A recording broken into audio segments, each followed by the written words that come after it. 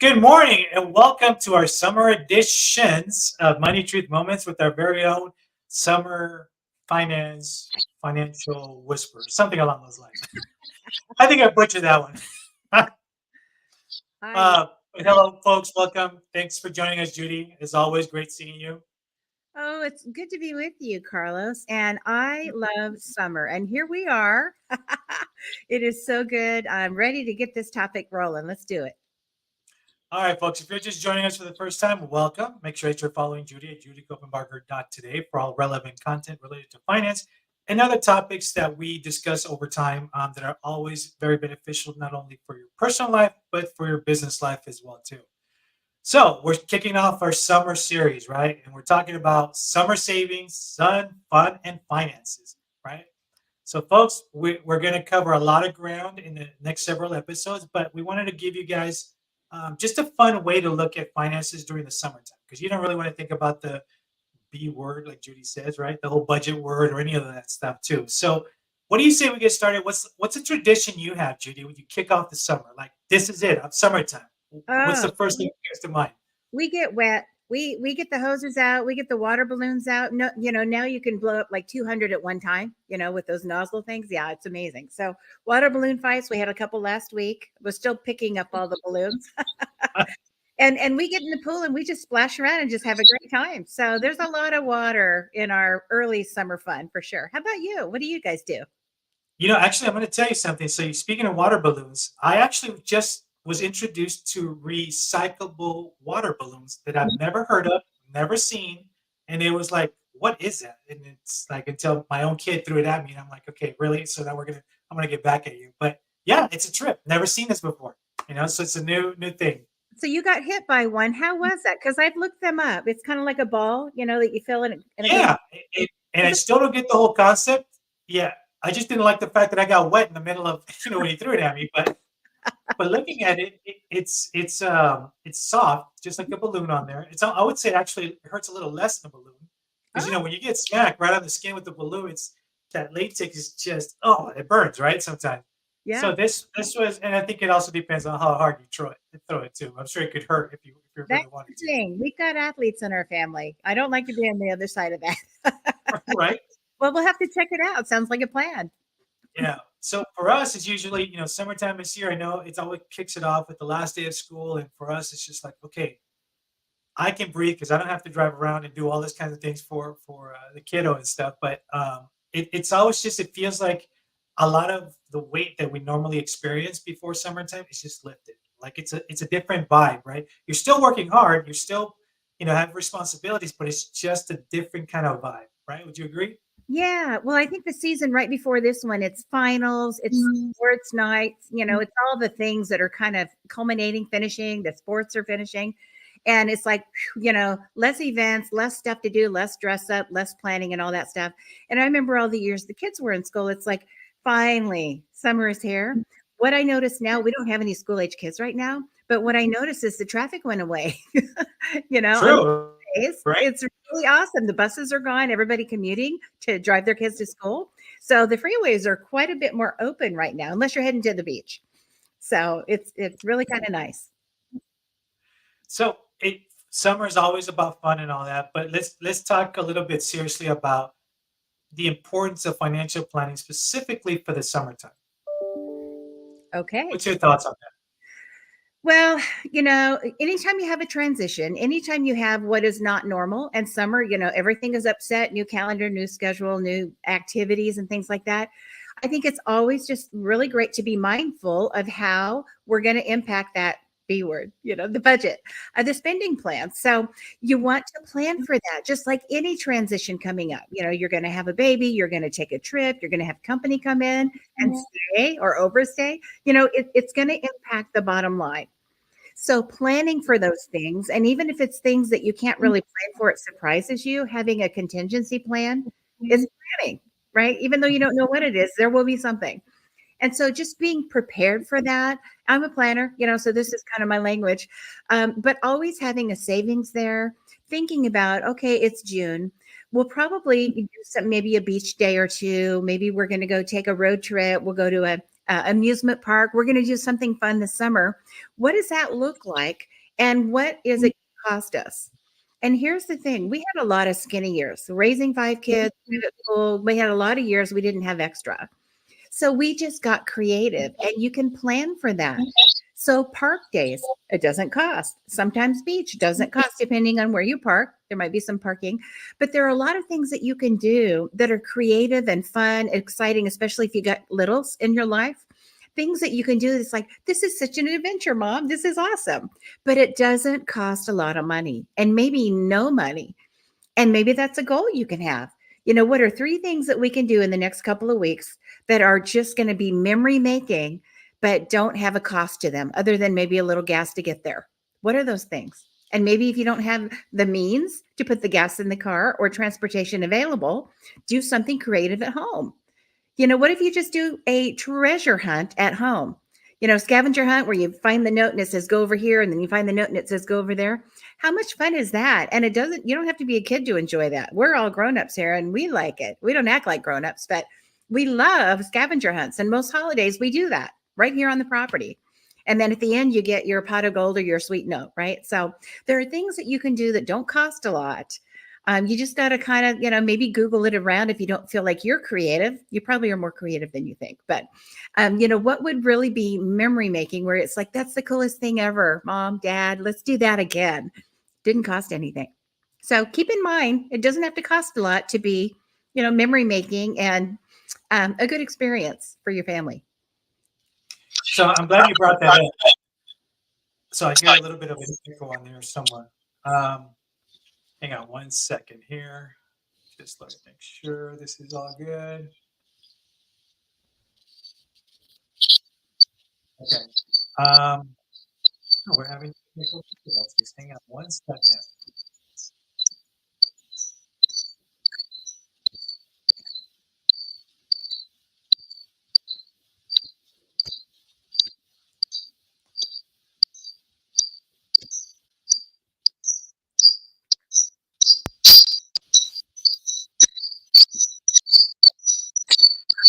Well, I'll tell you what. Let me have you leave the studio really quick and come right back. All right. I'll be right back and we'll talk about more Magic.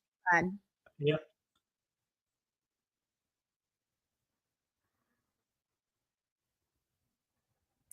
In the meantime, folks, just stay tuned. Having a little bit of technical difficulties, but we will get to this right away.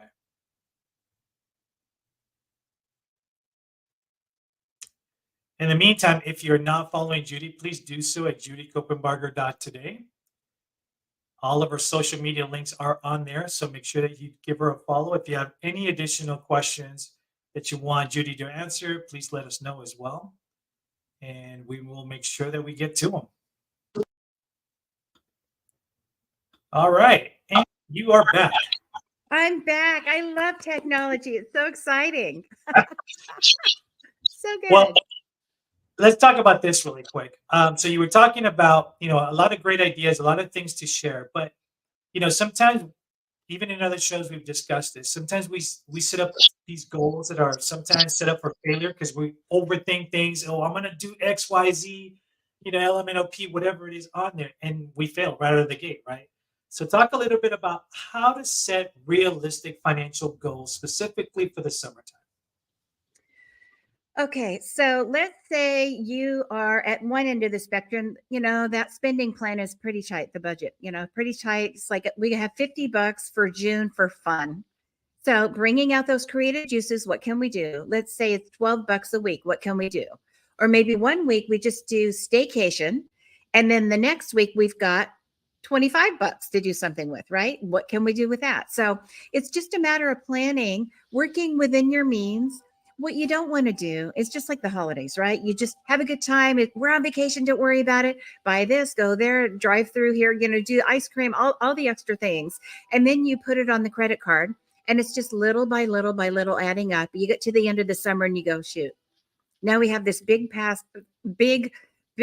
impossible to pay bill. It was really great and we've made some memories, but now we're catching up and we're going into a season of transition again, school, back to school clothes, the books, all the stuff. getting into the holidays. It just is this cycle. So if you think about it before it happens, what are my limits going to be? And it's not like you're constraining yourself to not have any fun, but what limitations do I need to put on the spending? Just think about what's available without having to use those credit cards that go into debt. So thinking ahead, being creative, making a list, what if you got out a planner? What if you got out paper and pen? I think there's a lot of value to paper and pen. You know me. So, and just, getting ready, what can we do? What are things that we're not going to say no to, but we might say later to? The kids want to do this thing. Well, it's a $2,000 thing. Maybe this summer isn't the time.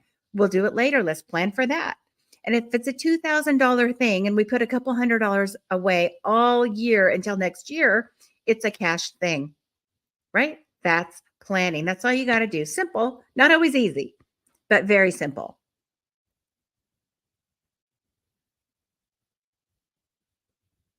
And I don't have any audio. Did I lose you? It would help if the mic would be on, right? What a morning. Awesome. So tips on technology rather than summer, right? Wow. Okay. You need So a brilliant thought because we couldn't hear it. yeah, exactly, right? So and I want to make sure you guys were paying attention. Audience, if you're just joining us, make sure you are following us, please. So thanks for touching on, you touched on tips for balancing fun, having fun on a limited budget, right? But and also keeping your financial responsibility. So over your career, what are some maybe common financial pitfalls that we should be avoiding during the summer, right? You said obviously one of them is getting in debt. Yeah. Um, maybe there's some other examples you can share with folks too. Yeah, I think just overdoing it, not planning for not only what you want to do financially, but the contingency. And I've talked about this before. We learned this lesson from COVID. Anytime there's like an economic upset, people all of a sudden go, shoot, I should have saved more. I should have cash reserves. I should have contingency planning. I should have at least a line of credit, something. And I think that's just important when you're transitioning into the season. It's the same idea, but it's just shorter periods of time, months or weeks at a time. And so what that means is when the thing happens, it's going to happen. You're going to get a flat tire. You're going to have company show up. You're going to have family that you want to help. You're going to have this amazing opportunity come up for summer camp or a sports opportunity. And it's like, it's got a price tag. And there's always fundraising and things you can do. And I think you should. If there's not organized fundraising, by the way, you do your own. The lemonade stand, the bake sale. What can the kids create? Maybe they can make, if they're creative, they can make gift cards. You sell gift cards for the holidays that they make, right? There's all kinds of ways to get the money for these projects. But if it's, you're in a pinch and you don't have the time and it's coming up and they need the deposit right now, just having a contingency bucket, like a cash reserves bucket for those things takes so much pressure off and it keeps you away from using credit cards. Because, if you put $100 on a credit card, it's going to cost you $150 at the other end. And then it's just that you start that spinning cycle, right? So just planning ahead, having savings. I think most people, until there's a crisis, don't think about savings enough. And honestly, when we have things like COVID, when we have things like, even back 9/11, all these big things that are just awful experiences, on the other side of it, the silver lining is people are like, I wasn't really prepared for that. Maybe I should be more prepared next time. And if they haven't had that financial upset or, have to catch up and reboot, then they think, I don't want to be there again. I don't want to have to rely on my family or go into debt or have to dig out. I want to be prepared. And part of being prepared is having a cash reserves, saving what you need, planning for the unexpected. And people that do that avoid so many mistakes and so many painful experiences. I do a whole show on that, but that's what you want to do. You want to get there. And it's not like you go from zero. If you're starting out, right, you've never had cash reserves, never really thought about it. You start out with zero cash reserves or maybe, $10 in the bank. How do I get to $100? Little at a time, right? Little bites of that elephant. How do I get to $1,000? Little bites at a time. Every paycheck, what do I need to put aside? Make a line item in your spending plan, your budget for that cash reserves. It's just like you spend money on your housing, on your cell phone bill, on your gas you put in your car, on your food, all that stuff. Make a line item for special savings. And it's real savings. It's not put it in, take it out, put it in, take it out.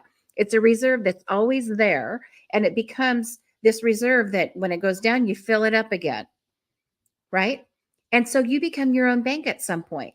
And you don't have to think it's impossible. I'd like 5,000 in reserves. It's a couple months of bills, whatever it is.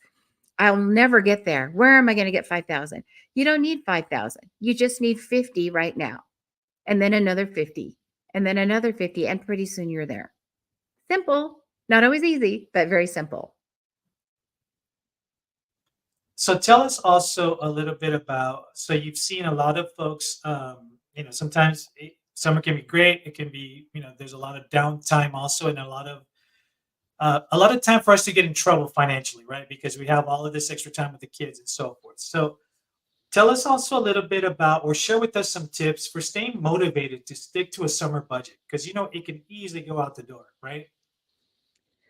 Yeah, anytime you're planning for a project, whether you're earning a degree or you're training for a marathon or some, athletic event, you start with the outcome in mind. What's the goal? What is the date that I want to achieve that goal? And then you know exactly what you have to do. You connect the dots and you do the things, right? So that's the plan. And financially, it's no different. If the goal is by September 1st to have zero debt on my credit card, what do you have to do to have fun and enjoy your summer and not have any debt?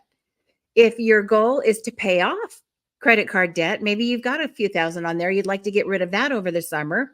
What do we need to do in combination with sun and fun and all the great summer stuff and paying down that debt? What do we need to do to balance that? And it might be just a matter of personifying your dollars. And what I mean by that, like I talk about gamifying it, make it fun. So every dollar that you have available and will have available as money comes into your household, you earn a commission, you get your paycheck, whatever it is, money comes in. When it comes in, every dollar has a role. Its role might be to cover your expenses for the month. It might be to have some fun, at a beach day or some event or vacation you're going to do this summer. It might have a role of planning for the future. Every dollar has a role. Maybe it's an investment dollar for a future goal or even retirement. But every dollar that comes in, if you just on paper give it, it's got arms and legs and give it a job and put it in its a part of the, I like to use the yellow paper, and I've got 5 or 6 little sections. Every thing that needs to happen has a job. So maybe you need $56. Their role is to do this. And $210, their role is to do this.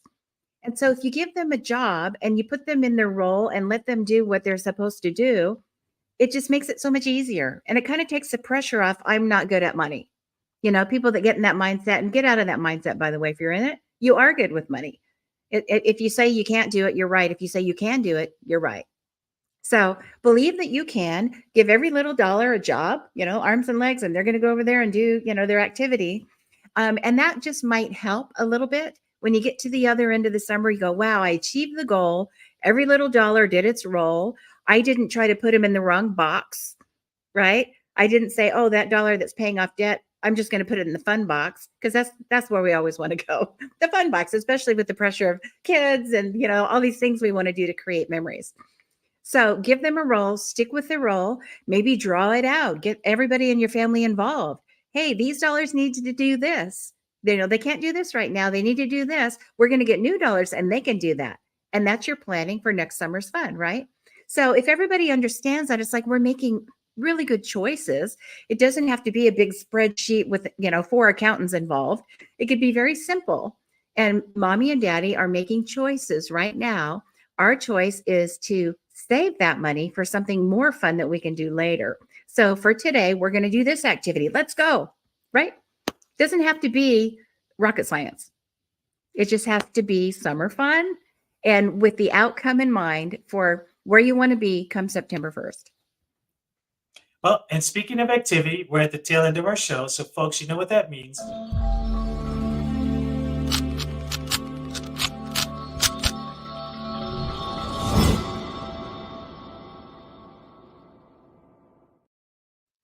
It is our Money Truth Moment Summer Kickoff Challenge. How's that?